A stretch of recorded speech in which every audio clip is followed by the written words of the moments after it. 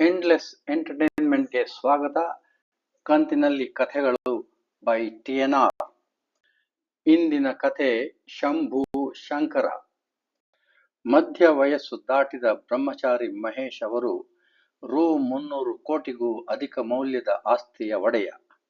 ಆ ಆಸ್ತಿಗೆ ಮಹೇಶ್ ಅವರ ಒಬ್ಬ ತಮ್ಮ ಹೆಸರು ಶಂಭು ಮತ್ತು ಒಬ್ಬ ಅಣ್ಣನ ಮಗ ಹೆಸರು ಶಂಕರ, ಇವರಿಬ್ಬರು ವಾರಸುದಾರರು. ಶಂಭು ಕ್ರಿಮಿನಲ್ ಹಿನ್ನೆಲೆಯುಳ್ಳವನು. ಯಾವುದೋ ಮೊಕದ್ದಮೆಯಲ್ಲಿ ಪೊಲೀಸರಿಗೆ ಬೇಕಾದವನಾಗಿ ದಶಕಕ್ಕೂ ಹೆಚ್ಚು ಕಾಲ ತಲೆಮರೆಸಿಕೊಂಡಿದ್ದವನು. ಶಂಭುವಿನ ಕಣ್ಮರೆಯಿಂದ ಇಡೀ ಆಸ್ತಿಗೆ ತಾನೊಬ್ಬನೇ ವಾರಸುದಾರನೆಂದು ತಿಳಿದಿದ್ದ ಶಂಕರನಿಗೆ ಶಂಭುವಿನ ಅಚಾನಕ್ ಆಗಮನದಿಂದ ತತ್ತರಿಸಿ ಹೋಗುವಂತಾಯಿತು. ಈ ಕಥೆಯಲ್ಲಿ ಅದೆಷ್ಟು ತಿರುವುಗಳಿವೆ ಎಂದು ಗುರುತಿಸಲು ಪ್ರಯತ್ನಿಸಿ. ಕಥೆ ಓದಿ, ಕೇಳಿ, ಆನಂದಿಸಿ. ಧನ್ಯವಾದಗಳು. ದಿನಾ ಆ ವಿಧಾನಸೌಧದ ಗೋಪುರ ನೋಡುತ್ತಾ ಅದೆಷ್ಟು ಹೊತ್ತು ಕಾಲ ಕಳೆಯುತ್ತೀರಾ ಅಂಕಲ್? ಅದರಲ್ಲಿ ನಿಮಗೇನು ಸಂತೋಷವೋ ಏನೋ? ಹಿಂದಿನಿಂದ ನಡೆದು ಬಂದ ಯುವಕ ಕೇಳಿದ. ಕಟ್ಟಡದ 7ನೇ ಅಂತಸ್ತಿನ ಕೋಣೆಯೊಂದರ ಕಿಟಕಿಯಾಚೆಗೆ ನೋಡುತ್ತಿದ್ದ ಅಂಕಲ್ ಮಹೇಶ್ ಯುವಕನ ಧ್ವನಿ ಕೇಳಿ ಅವನ ಕಡೆ ತಿರುಗಿದರು. ಅಪ್ಪಟ ಬಿಳುಪಿನ ರೇಷ್ಮೆ ಧೋತಿ ಮತ್ತು ಜುಬ್ಬ ಧರಿಸಿದ ಮಧ್ಯ ವಯಸ್ಸಿನ ವ್ಯಕ್ತಿ, ಅಚ್ಚುಕಟ್ಟಾಗಿ ಬಾಚಿ ಕೂರಿಸಿದ ತಾಮ್ರದ ಎಳೆಗಳಂತಹ ತಲೆಕೂದಲು. ಮೊದಲ ನೋಟಕ್ಕೆ ಎಂತಹವರಿಗೂ ಈತ ಕೋಟ್ಯಾಧೀಶ್ವರನೆಂದು ತಿಳಿಯುವ ನಿಲುವು. ಮೌನವಾಗಿಯೇ ಯುವಕನತ್ತ ನಡೆದರು. ಯುವಕ ಅಂಕಲ್ರ ಮುಖವನ್ನೊಮ್ಮೆ ನೋಡಿ ದುಗುಡದಿಂದ ನುಡಿದಿದ್ದ. ಅಂಕಲ್, ನೆನ್ನೆ ಡಾಕ್ಟರ್ ಹೇಳಿದರು, ನಿಮ್ಮ ರಕ್ತದ ಒತ್ತಡ 1 ತಿಂಗಳಿಂದ ಈಚೆಗೆ ಅತಿಯಾಗಿ ಏರಿದೆ ಎಂದು. ವರ್ಷದಿಂದ ಹಿಡಿತದಲ್ಲಿದ್ದ ನಿಮ್ಮ ರಕ್ತದ ಒತ್ತಡ ತಿಂಗಳಿಂದೀಚೆಗೆ ಏರಿದೆ. ನಿತ್ಯ ಇನ್ಸುಲಿನ್ ಇಂಜೆಕ್ಷನ್ ತೆಗೆದುಕೊಳ್ಳುತ್ತಿದ್ದರೂ ಇನ್ನೂ ಹಿಡಿತಕ್ಕೆ ಬಾರದ ಸಕ್ಕರೆ ಕಾಯಿಲೆ ಜೊತೆ ಏರುತ್ತಿರುವ ರಕ್ತದೊತ್ತಡ ಬೇರೆ. Deadly combination. ನಿಮ್ಮ ಮನಸ್ಸಿಗೆ ಏನೋ ಒಂದು ಚಿಂತೆ ಹತ್ತಿದೆ. ಯಾವಾಗಲೂ ಸಪ್ಪಗಿರುತ್ತೀರಿ. ಮೊದಲಿನ ಲವಲವಿಕೆ ಕಾಣುತ್ತಿಲ್ಲ. ಅಂಕಲ್, ನನಗೆ ಹೇಳದೇ ಇರುವ ವಿಷಯವೇನಾದರೂ ಇದೆಯೇ? ನಿಮ್ಮ ಆರೋಗ್ಯದ ವಿಷಯದಲ್ಲಿ ನೀವು ಡಾಕ್ಟರೊಂದಿಗೆ ನಮ್ಮೊಂದಿಗೆ ಸಹಕರಿಸಬೇಕು. ಮನಸ್ಸಿನ ನೋವೇನಾದರೂ ಇದ್ದರೆ ಅದನ್ನು ಆಪ್ತರೊಂದಿಗೆ ಹೇಳಿ ಮನಸ್ಸು ಹಗುರ ಮಾಡಿಕೊಳ್ಳಬೇಕು. ಯುವಕ ಹೇಳಿದ್ದನ್ನು ಮೌನವಾಗಿಯೇ ಕೇಳಿ ಮತ್ತೆ ತಿರುಗಿ ವಿಧಾನಸೌಧದ ಗೋಪುರ ನೋಡುತ್ತಾ ನಿಂತ ಅಂಕಲ್ ತಮ್ಮದೇ ಆದ ಗಂಭೀರ ಧ್ವನಿಯಲ್ಲಿ ನುಡಿದರು. ಶಂಕರ, ಡಾಕ್ಟರ್ ಹೇಳಿದ್ದು ಸರಿಯೇ. ಆದರೆ ನನ್ನ ಸ್ಥಿತಿಯಲ್ಲಿ ಯಾರೇ ಇದ್ದರೂ ಅವರಿಗೂ ನನ್ನಂತೆಯೇ ಆಗುತ್ತಿತ್ತು. ಇನ್ನು ನಿನ್ನಿಂದ ಮುಚ್ಚಿಟ್ಟು ಪ್ರಯೋಜನವಿಲ್ಲ. ಅವನು ಹೇಗೂ ಬಂದಾಯಿತು. ಅವನು ಅಂದರೆ ಯಾರು ಅಂಕಲ್? ಅವನೇ ನಿನ್ನ ಇನ್ನೊಬ್ಬ ಚಿಕ್ಕಪ್ಪ, ಶಂಭು ಚಿಕ್ಕಪ್ಪ. ಶಂಭು ಚಿಕ್ಕಪ್ಪ? ಶಂಕರನ ಪಾಲಿಗೆ ಸಿಡಿಲಿಗೆ ಇನ್ನೊಂದು ಹೆಸರು ಶಂಭು ಚಿಕ್ಕಪ್ಪ. ಸಿಡಿಲು ಬಡಿದಿತ್ತು. ಎಚ್ಚೆತ್ತುಕೊಳ್ಳಲು ಪ್ರಯತ್ನಿಸಿದ. ಹಲವು 100 ಕೋಟಿ ರೂಪಾಯಿ ಬೆಲೆಯ ಮಹೇಶ್ ಅಂಕಲ್ರ ಆಸ್ತಿಗೆ ತಾನೊಬ್ಬನೇ ಉತ್ತರಾಧಿಕಾರಿ ಎಂದು ತಿಳಿದಿದ್ದ ಶಂಕರನಿಗೆ ಈಗೊಬ್ಬ ಪ್ರತಿಸ್ಪರ್ಧಿ ಬಂದಿದ್ದ. ವಿಧಾನಸೌಧದ ಗೋಪುರ ನೋಡುತ್ತಿದ್ದ ಅಂಕಲ್ರ ಹಿಂದೆ ನಿಂತಿದ್ದ ಶಂಕರನ ಮುಖದಲ್ಲಾಗಿದ್ದ ಬದಲಾವಣೆ ಅಂಕಲ್ ಗಮನಕ್ಕೆ ಬಂದಿರಲಿಲ್ಲ. ಶಂಕರ ಬೆವರೊರೆಸಿಕೊಳ್ಳುತ್ತಿದ್ದ. ಕ್ಷಣದಲ್ಲಿ ಸುಧಾರಿಸಿಕೊಂಡು, ಅಂಕಲ್, 20 ವರ್ಷದ ಹಿಂದೆ ನಿಮ್ಮನ್ನು ಕಷ್ಟಕ್ಕೆ ಸಿಕ್ಕಿಸಿ ಯಾವುದೋ ಒಂದು ಪೊಲೀಸ್ ಮೊಕದ್ದಮೆಯಲ್ಲಿ ಬೇಕಾದವನಾಗಿ ಓಡಿ ಹೋದನೆಂದು ತಿಳಿದಿದ್ದೆ. 2 ದಶಕಗಳು ಮರೆಯಾಗಿದ್ದ ಚಿಕ್ಕಪ್ಪ ಪೊಲೀಸರಿಗೆ ಹೆದರಿ ಎಂದೂ ಬರಲಾರನೆಂದು ಭಾವಿಸಿದ್ದೆ. ಶಂಕರ, ಶಂಭು ಮಾಡಿದ ಅಪರಾಧಕ್ಕೆ ಇದ್ದ ಒಬ್ಬನೇ ಒಬ್ಬ ಪ್ರತ್ಯಕ್ಷ ಸಾಕ್ಷಿ ಸತ್ತು ಆಗಲೇ 8 ವರ್ಷಗಳಾಯಿತು. ಶಂಭುವಿಗೆ ಈಗ ಪೊಲೀಸರಿಂದ ಯಾವ ಭಯವೂ ಇಲ್ಲ. ಇದು ತಿಳಿಯದೆ ಇಷ್ಟರವರೆಗೆ ತಲೆಮರೆಸಿಕೊಂಡೇ ಇದ್ದ. ತಿಂಗಳ ಕೆಳಗೆ ಈ ಕಡೆ ಬರಲು ಇಚ್ಛಿಸಿ ನನಗೆ ಕಾಗದ ಬರೆದಿದ್ದ. ಪ್ರೀತಿಯ ತಮ್ಮ 2 ದಶಕಗಳ ನಂತರ ಬರುವನೆಂದು ಉಬ್ಬಿ ಹೋದೆ. ಬಾರೆಂದು ನಾನೇ ಕಾಗದ ಬರೆದಿದ್ದೆ. ನಿನಗೆ ಸರ್ಪ್ರೈಸ್ ಮಾಡಲೆಂದು ನಿನಗೆ ತಿಳಿಸದೆ ಸುಮ್ಮನಿದ್ದೆ. ನಿಂತಲ್ಲಿಂದಲೇ ನುಡಿದಿದ್ದರು ಅಂಕಲ್. ಶಂಕರನಿಗೆ ಸರ್ಪ್ರೈಸ್ ಬದಲು ಶಾಕ್ ಆಗಿತ್ತು. ತನ್ನ ಚಿಕ್ಕಂದಿನಿಂದಲೂ ಅಂಕಲ್ರನ್ನು ನೋಡಿದ್ದರೂ ಅವರು ಶಂಕರನಿಗೆ ಅರ್ಥವಾಗದ ವ್ಯಕ್ತಿಯಾಗಿದ್ದರು. ತಮ್ಮನ್ನು ಕಷ್ಟಕ್ಕೆ ಸಿಲುಕಿಸಿ ಓಡಿ ಹೋಗಿದ್ದ ಸಹೋದರ ಇನ್ನೂ ಪ್ರೀತಿಯ ತಮ್ಮನಾಗಿಯೇ ಉಳಿದಿದ್ದ. ಕೋಟ್ಯಂತರ ಬೆಲೆಯ ಆಸ್ತಿಗೂ ತನಗೂ ನಡುವೆ ಈ ಅಪರೂಪದ ಪ್ರೀತಿ ಕ್ಷಣದಲ್ಲಿ ಭೂತವಾಗಿ ಬೆಳೆದಿತ್ತು. ಭೂತ ನಿವಾರಣೆಗೆ ಶಂಕರನೀಗ ಮಂತ್ರ ಕಲಿಯಬೇಕಿತ್ತು. ಭೂತದ ಶಕ್ತಿ ಬೆಳೆಯುವ ಮುಂಚೆ ಭೂತ ನಿವಾರಣೆಯಾಗಬೇಕಿತ್ತು. ಅಂಕಲ್, ಶಂಭು ಚಿಕ್ಕಪ್ಪನ ಕಾಗದ ಬಂದಾಗಿನಿಂದ ನೀವು ಉದ್ವೇಗಕ್ಕೊಳಗಾಗಿದ್ದೀರಿ. ಇದರಿಂದಲೇ ನಿಮ್ಮ ರಕ್ತದ ಒತ್ತಡ ತಿಂಗಳಿಂದ ಏರಿದೆ. ಶಂಭು ಚಿಕ್ಕಪ್ಪ ನಿಮಗೆ ಹಿಂದೆಯೂ ಕಷ್ಟ ತಂದಿದ್ದ, ಈಗಲೂ ಕಷ್ಟ ತಂದಿದ್ದಾನೆ. ತನ್ನ ಪ್ರತಿಸ್ಪರ್ಧಿಯ ಬಗ್ಗೆ ಅಸಮಾಧಾನವನ್ನು ಮುಚ್ಚಿಡಲಾಗದೆ ನುಡಿದ ಶಂಕರ್. ವಯಸ್ಸಿನಲ್ಲೂ ಅನುಭವದಲ್ಲೂ ಹಿರಿಯರಾದ ಅಂಕಲ್ ತಮ್ಮ ಪ್ರತಿಕ್ರಿಯೆಯನ್ನು ವ್ಯಕ್ತಪಡಿಸದೆ ಕಿಟಕಿಯಿಂದಾಚೆ ಮೌನವಾಗಿ ನೋಡುತ್ತಿದ್ದರು. ನಿಮ್ಮ ಮನಸ್ಸಿನ ಸ್ಥಿತಿಯನ್ನು ಹತೋಟಿಯಲ್ಲಿಟ್ಟಿರಬೇಕು ಅಂಕಲ್. ಶಂಭು ಚಿಕ್ಕಪ್ಪ ನಿಮಗೆ ಹೆಚ್ಚು ತೊಂದರೆ ಮಾಡದಿರಲು ನಾನು ಹೇಳುವೆ. ಶಂಕರ, ಇನ್ಸ್ಪೆಕ್ಟರ್ ಅನಿತಾ ಬಗ್ಗೆ ಏನು ಮಾಡಿದೆ? ತಟ್ಟನೆ ವಿಷಯ ಬದಲಾಯಿಸಿದ್ದರು. ಶಂಭು ಚಿಕ್ಕಪ್ಪನ ಬಗ್ಗೆ ಶಂಕರ ಮಾತನಾಡಿದ್ದು ಹೆಚ್ಚಾಯಿತೆನಿಸಿರಬೇಕು. ನಿಮ್ಮ ಸಾಮ್ರಾಜ್ಯದ ಮೇಲೆ ಅನವಶ್ಯಕವಾಗಿ 2 ಬಾರಿ ದಾಳಿ ನಡೆಸಿದ ಇನ್ಸ್ಪೆಕ್ಟರ್ ಅನಿತಾಗೆ ಕೊನೆಯದಾಗಿ ಎಚ್ಚರಿಕೆ ಕೊಟ್ಟಿದ್ದೇನೆ ಅಂಕಲ್. ಆದರೂ ಆಕೆ ಹಠ ತೊಟ್ಟಿದ್ದಾಳೆ.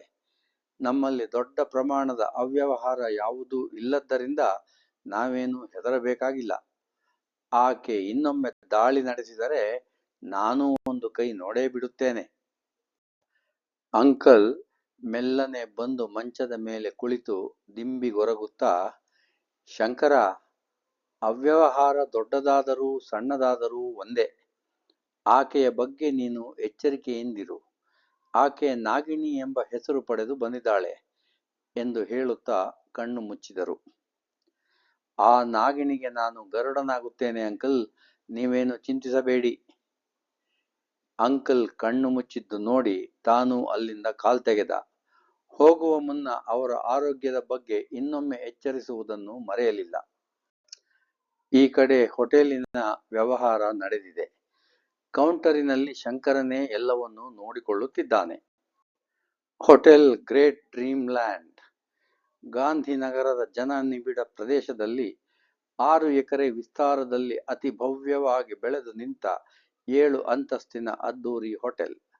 3 ನಕ್ಷತ್ರಗಳ ಹೋಟೆಲ್ಗಿಂತಲೂ ಹೆಚ್ಚು ಅನುಕೂಲತೆಗಳಿರುವ ಒಂದೇ ನಕ್ಷತ್ರದ ಭವ್ಯವಾದ ಹೋಟೆಲ್.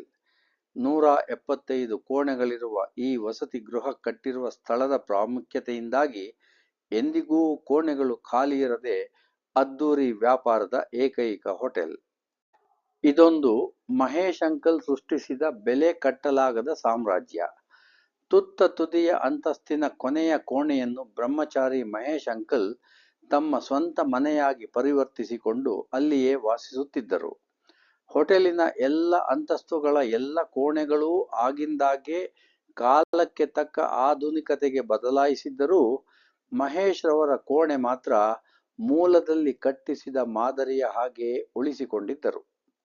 ಶಂಕರ ಆ ಬಗ್ಗೆ ಆಗಾಗ್ಗೆ ಪ್ರಸ್ತಾಪಿಸಿದ್ದರೂ ಸಹ ಅವರಿಗೆ ಅದೇ ಹಳೆಯ ಮಾದರಿಯ ಕೋಣೆಯೇ ಹಿತವೆನಿಸಿತ್ತು.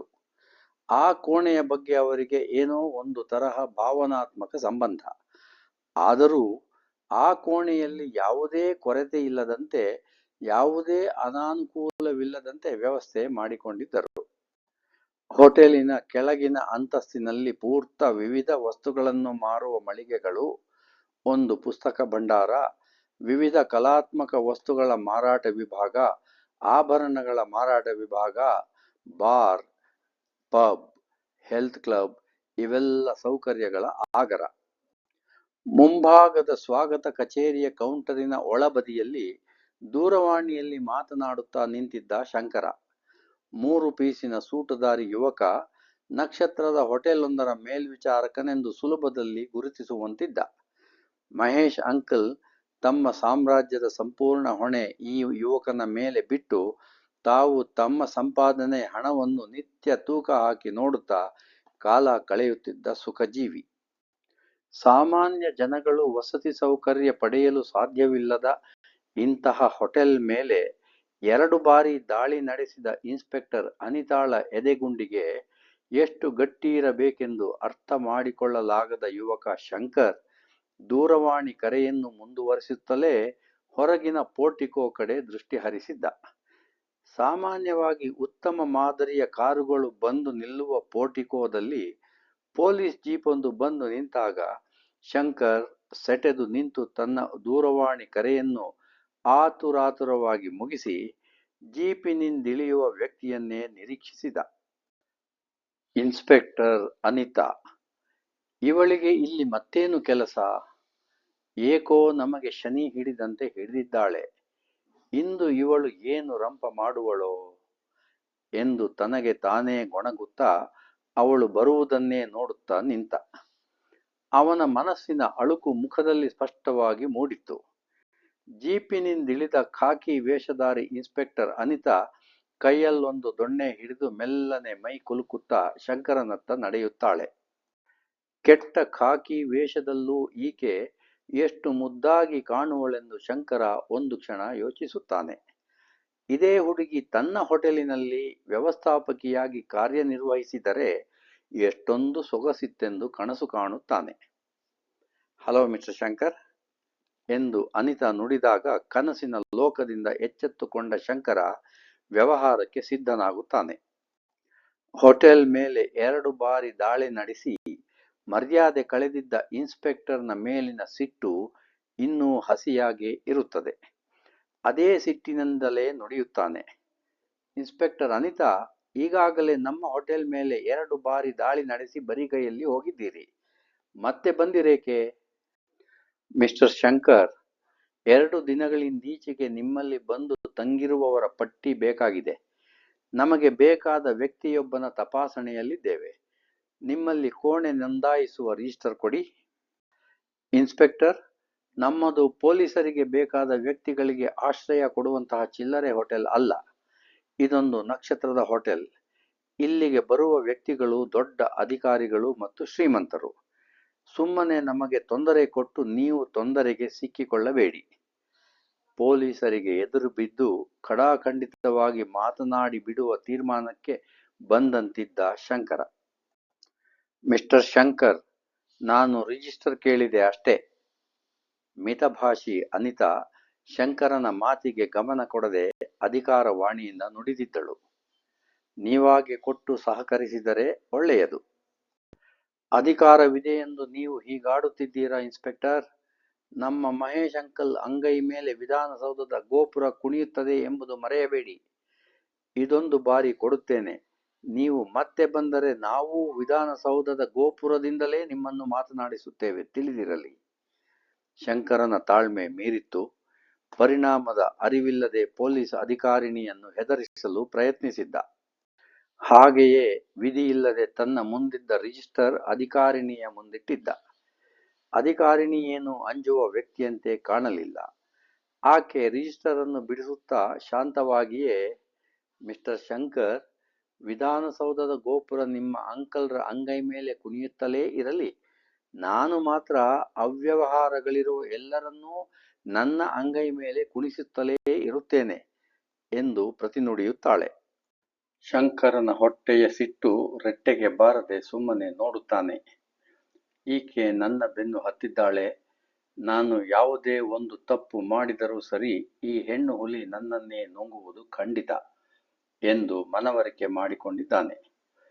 ಈ ಹೆಣ್ಣು ಹುಲಿ ಇದೇ ಠಾಣೆಗೇಕೆ ಬಂದಿತೋ ಎಂದು ಪೇಚಾಡುತ್ತಾನೆ. ಇದಕ್ಕೆ ಒಂದೇ ದಾರಿ, ಮಹೇಶ್ ಅಂಕಲ್ ವಿಧಾನಸೌಧದ ಗೋಪುರ ಅಲ್ಲಾಡಿಸುವುದು. ಆದರೆ ಈಗ ಅಂಕಲ್ಗೆ ಅನಾರೋಗ್ಯದ ಕಾರಣ ಅವರು ಏನೂ ಮಾಡುವಂತಿಲ್ಲ. ಸ್ವಲ್ಪ ಕಾಲ ಈ ಪೊಲೀಸ್ ಕಿರುಕುಳ ಅನುಭವಿಸಿ ತೀರಲೇಬೇಕು.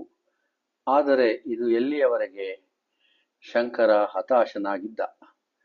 ಈ ಹೆಣ್ಣು ಹುಲಿ ತನ್ನ ಮೇಲೆ ಮತ್ತೆ ಹಾರುವುದು ಖಚಿತವಾಗಿತ್ತು. ತನ್ನ ಆಂತರಿಕ ವ್ಯವಹಾರಗಳಿಗೆ ಈಗ ಅಡಚಣೆಯಾಗುವ ಭಯ ಆವರಿಸಿತ್ತು. ಕೊನೆಯವರೆಗೂ ಹೀಗೆ ನಡೆದರೆ ಮುಂದೆ ಗತಿ? ನಿರಾಶೆ ಹಾಗೂ ಭಯ ಶಂಕರನ ಮನ ಆವರಿಸಿತ್ತು. ಇನ್ಸ್ಪೆಕ್ಟರ್ ಅನಿತಾ ರಿಜಿಸ್ಟರಿನ ಪುಟಗಳನ್ನೊಮ್ಮೆ ಪೂರ್ತ ತಿರುಗಿಸಿ ತನಗೆ ಬೇಕಾದ ವಿಷಯ ಏನೂ ಸಿಗದೆ ಸುಮ್ಮನೆ ಮುಚ್ಚಿಟ್ಟು ಶಂಕರನಿಗೆ ಏನೂ ಹೇಳದೆ ತನ್ನ ಪಾಡಿಗೆ ಹೊರಟು ಹೋಗುತ್ತಾಳೆ. ಶಂಕರ ಏನೂ ತೋಚದೆ ಸುಮ್ಮನೆ ಅವಳು ಹೋಗುವುದನ್ನೇ ನೋಡುತ್ತಿದ್ದು, ಜೀಪು ಮರೆಯಾದ ನಂತರ ಸ್ವಾಗತ ಕೌಂಟರಿನ ಪಕ್ಕದಲ್ಲೇ ಇದ್ದ ಕೋಣೆಗೆ ಹೋಗಿ ಕುಳಿತುಕೊಳ್ಳುತ್ತಾನೆ. ಆ ಕೋಣೆಯು ಅವನ ಖಾಸಗಿ ಕಚೇರಿಯಾದ್ದರಿಂದ ಮತ್ತು ಯಾರನ್ನೂ ಕೋಣೆಯೊಳಗೆ ನಿರೀಕ್ಷಿಸಿಲ್ಲದ್ದರಿಂದ ಟೇಬಲ್ ಡ್ರಾ ಒಳಗಿನಿಂದ 555 ಸಿಗರೇಟ್ ಪ್ಯಾಕಿನೊಳಗಿನಿಂದ ಸಿಗರೇಟೊಂದನ್ನು ಹೊರತೆಗೆದು ತುಟಿಗಳ ಮಧ್ಯೆ ಸಿಕ್ಕಿಸಿಕೊಳ್ಳುತ್ತಾ ತನ್ನ ನಿತ್ಯದ ವ್ಯವಹಾರಕ್ಕೆ ತನ್ನ ಗಮನ ಹರಿಸುತ್ತಾನೆ. ಈ ಕಥಾಸರಣಿ ನಿಮಗೆ ಇಷ್ಟವಾದಲ್ಲಿ ದಯಮಾಡಿ ನಿಮ್ಮ ಬಂಧು ಮಿತ್ರರಿಗೆ ಈ ಕಥೆಗಳನ್ನು ರವಾನೆ ಮಾಡಿ ಹಾಗೂ ಈ ಚಾನಲ್ಗೆ ಸಬ್ಸ್ಕ್ರೈಬ್ ಮಾಡಿ ಎಂದು ಮನವಿ. ಧನ್ಯವಾದಗಳು.